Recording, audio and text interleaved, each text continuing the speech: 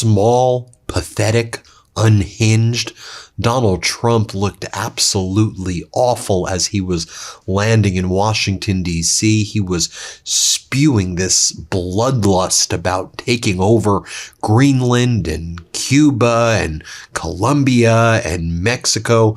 Right by his side on Air Force One was Lindsey Graham, who was also like foaming out the mouth. They had Howard Lutnick there foaming out the mouth.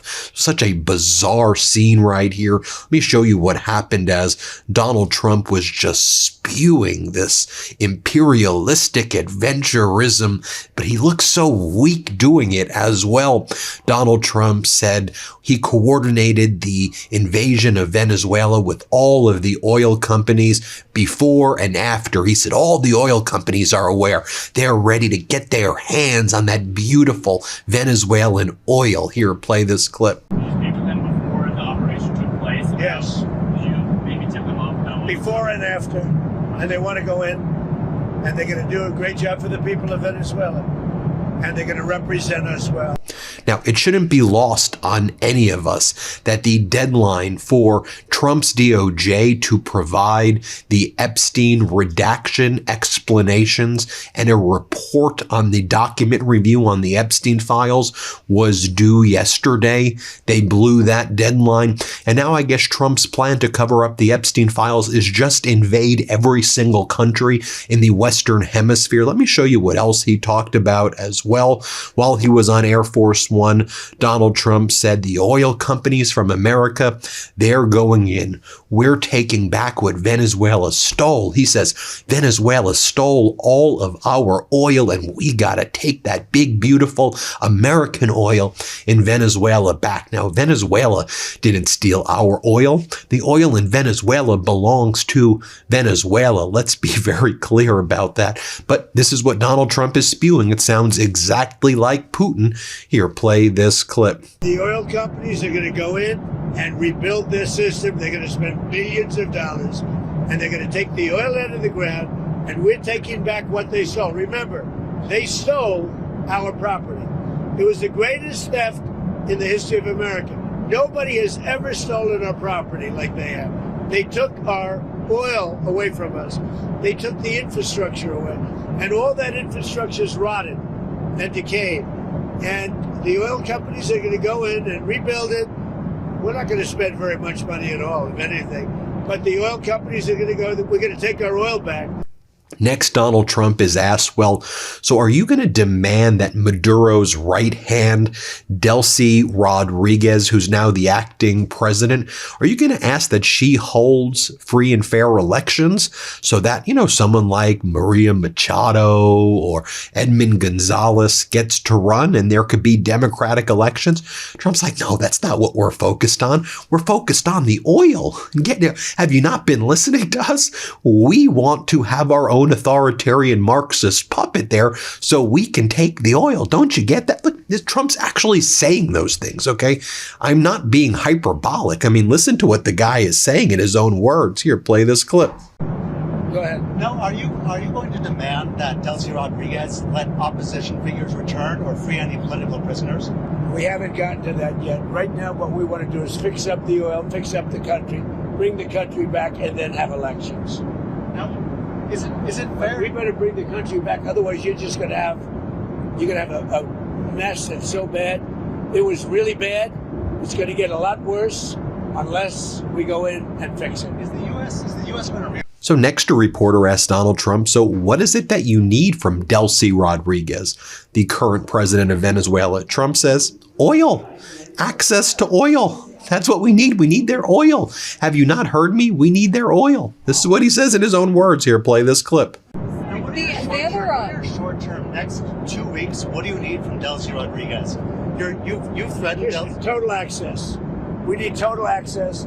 We need access to the oil and to other things in their country that allow us to rebuild their country. What other things? A lot of things. Roads that aren't built, bridges that are falling down. Yeah, bridges that are falling down, nobody can go anywhere. And on Greenland, what?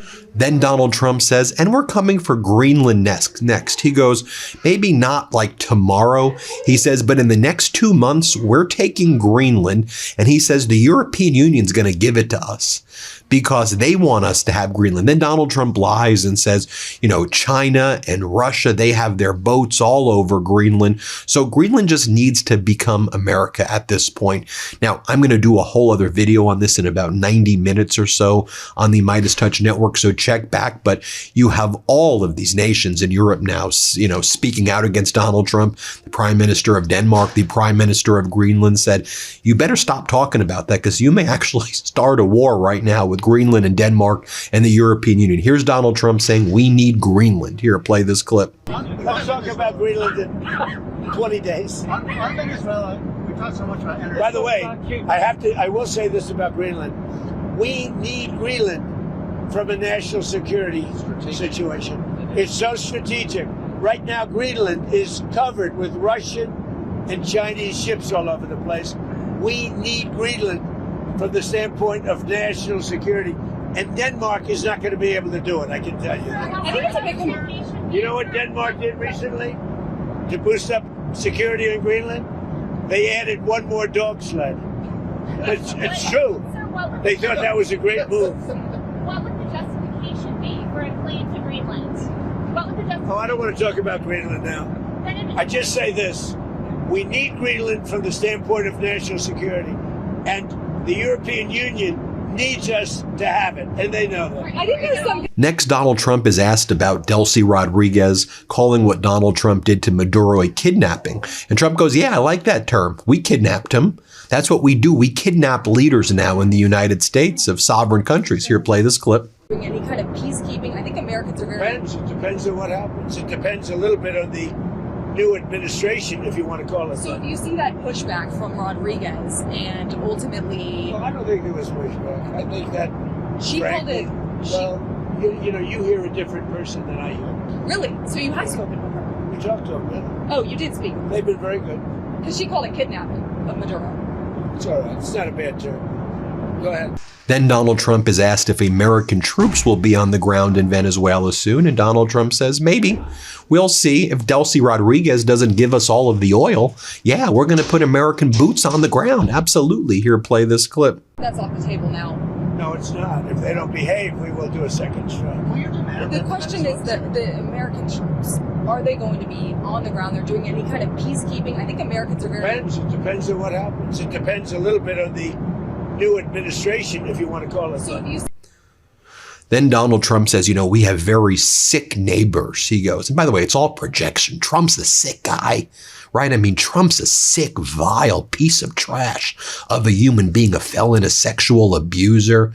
I mean, Mar-a-Lago's basically the hunting grounds for Jeffrey Epstein, right? In my view, Mar-a-Lago, in my opinion, was the crime scene where underage girls were sex trafficked like Virginia Giuffre. And Trump says, oh, you stole my property, right? So Donald Trump's projecting right here, but he goes, we have sick neighbors. He goes, Venezuela, Colombia, Cuba, we're coming after them. Here, play this clip. And successful, and where the oil is allowed to freely come out because that's good. It gets the prices down. That's good for our country. Now, we have a very sick neighbor. It's not a neighbor, but it's close to a neighbor, and that's Venezuela. It's very sick.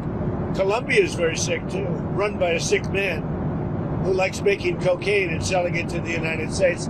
And he's not going to be doing it very long, let me tell you. What does that mean? He's not going to be doing it very long. He's not doing it very long. He has cocaine mills and cocaine factories. He's not going to be doing it very long. So there will be an operation by the U.S. and... It sounds good to me. Yeah. You know why? Because they kill a lot of people, yeah. Then you have Lindsey Graham foaming from the mouth. He goes, just you wait, Cuba. Your days are numbered. I mean, what is that?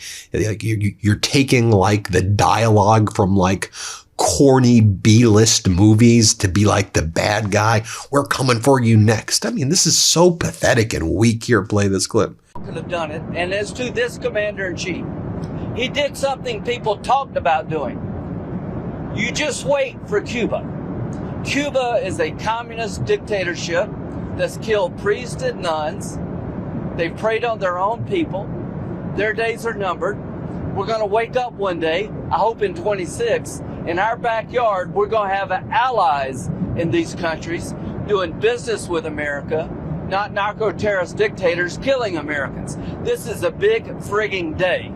And everybody in the world is thinking differently than they were just a few days ago because of what you did. Then Lindsey Graham says, let's be clear, this is not interventionism.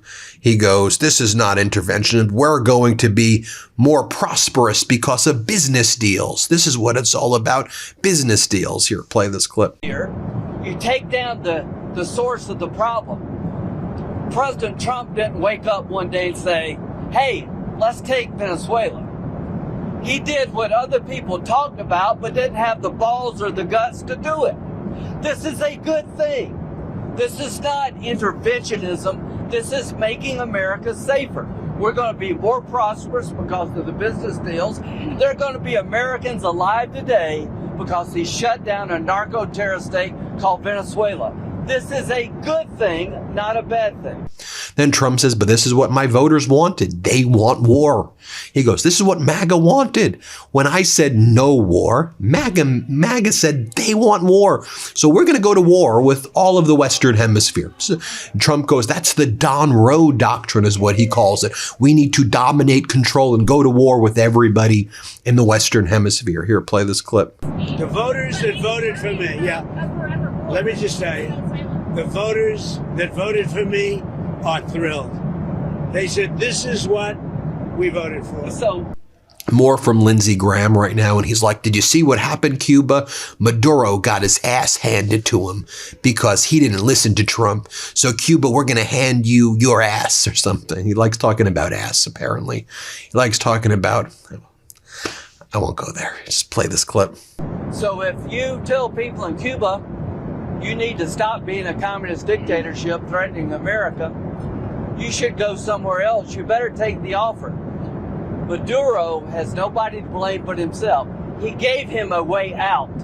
He chose to defy Trump and the U.S. military, and his ass is in jail where he deserves to be, and every president has said the same thing, but he didn't.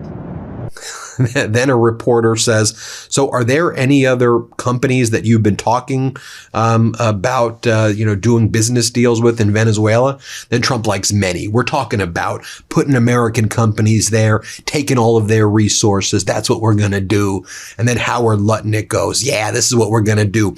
We're going to take their steel. We're going to take their minerals. They have a great mining history. All of that's going to be ours now in the United States. We're going to steal the resources of Venezuela. And again, they sound like the bad guys in movies. I mean, again, I'm not being hyperbolic. Like, I'm literally just telling you the words that they're saying. This is what Lutnick says. Here, play this clip. It's a disaster. We got to fix the country fast. President, are there going to be any more? You said the oil companies are going there. Are there any other companies that you've talked to about dealing with Venezuela? Maybe Mr. Lutnick could talk about that. Are there any other corporations, entities outside Many of oil? outside of the oil business. Well, the oil business, yes, but outside, yes. Howard, you want to You have steel, you have minerals, right? All the critical minerals. They have a great mining history that's gone rusty. So steel, aluminum, minerals, I mean, this is all, it's a rich, it was once upon a time one of the great economies and cultures of the world, and it was destroyed, and now President Trump is going to fix it and bring it back for the Venezuela. But it's not easy. Okay. It's really gone bad. Any rare earth? But it's got potential. What? Maybe any rare earth minerals? They have rare earth, but everybody has rare earth. What's Rare earth is not rare. What's rare is the processing. We got We're doing processing plants all over. There's no such thing as rare earth. The rare earth is everywhere. What isn't everywhere is the processing of rare earth, and we have a lot of places going up right now. One thing we haven't heard you specifically react. Then Trump threatens Mexico. And by the way, then President Claudia Sheinbaum of Mexico had to respond to Donald Trump defending the sovereignty of Mexico. And then we saw the president of Colombia respond defending the sovereignty of Colombia. Anyway, here's what Trump says about Mexico. Play this clip. By the way, you have to do something with Mexico. Mexico has to get their act together because they're pouring through Mexico, and we're going to have to do something. We'd love Mexico to do it. They're capable of doing it. But unfortunately, the cartels are very strong in Mexico. Then Donald Trump goes on this bizarre tangent about how he predicted 9/11 and he told everybody, go after bin Laden. Then he turns to Lindsey Graham and he's like, I warned everybody about bin Laden. There wouldn't have been a 9/11 if I was around. And Lindsey Graham's like, oh, okay, boss. Okay, boss. I guess you're right, boss. I mean, right. Like, isn't he the stooge next to the bad guy, in like every corny cartoon like I grew up with? Okay, yeah, boss. I guess that's what you do. You stop 9/11, boss. Here, play this clip. By the way, you mentioned something that's interesting. Lindsay mentioned bin Laden. Do you know I wrote about bin Laden 1 year before the attack on the World Trade Center? And I said, you got to go after bin Laden. It was in my book. And very few people want to say that, but it was in my book. You know that, I think. You've actually talked about it. But if they would have listened to me, they would have taken out bin Laden. And you wouldn't have had the World Trade Center tragedy. Yeah, this is certainly going. Did you know that? I predicted bin Laden. I learned something every day. No, but did you hear that? Well, I didn't know. I just heard it right now. I wrote a book. It was 1 year before the attack.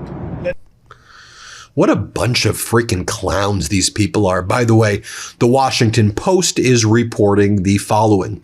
Recent comments made by Donald Trump dismissing the Venezuelan opposition leader, Maria Corina Machado, as the person to replace Nicolas Maduro, stating that she doesn't have the support or respect needed to become the president of Venezuela, stem from her recent decision to accept the Nobel Peace Prize, an award that Donald Trump craved. Two people close to the White House told the Washington Post that Machado's acceptance of the prize was an ultimate sin to Donald Trump, despite her having dedicated the award to Trump and time again having complimented Donald Trump. And she said all of the Donald Trump lies about the 2020 election. She was a Trump bootlicker because she thought that's how she was going to get into power in Venezuela. But she accepted the Nobel Peace Prize, and all of the sources close to Donald Trump say that's why he's supporting Maduro's right hand, Delcy Rodriguez, to be his little authoritarian pawn right now, trading one Marxist authoritarian leader for another.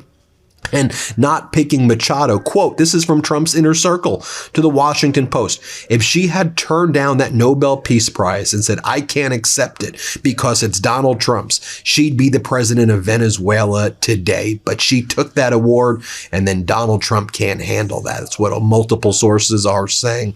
Also, it should be noted the following. Robert Pape from the University of Chicago, one of the top professors on this topic, just stated the following as well. Venezuela is primed for resistance to U.S. controlling the oil. Perfect terrain for insurgency.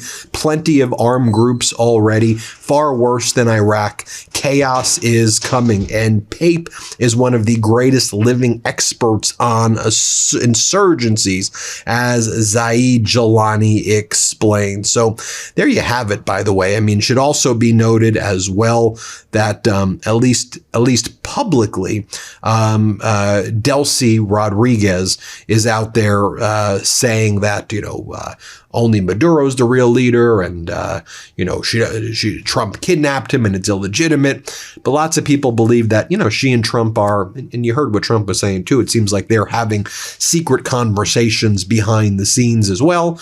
And that's what Trump wants, his own authoritarian pawn there. He doesn't want democracy there. He wants their oil. You heard him for yourself. And by the way, how weird did Lindsey Graham sound? Like, oh yeah, boss.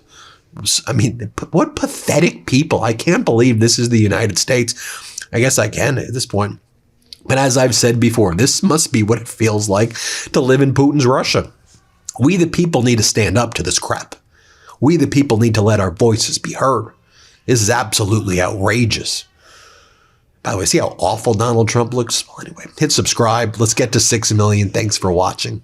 Thanks for watching. Be sure to add the MeidasTouch podcast on Apple Podcasts, Spotify, or wherever you get your podcasts for new updates every single day.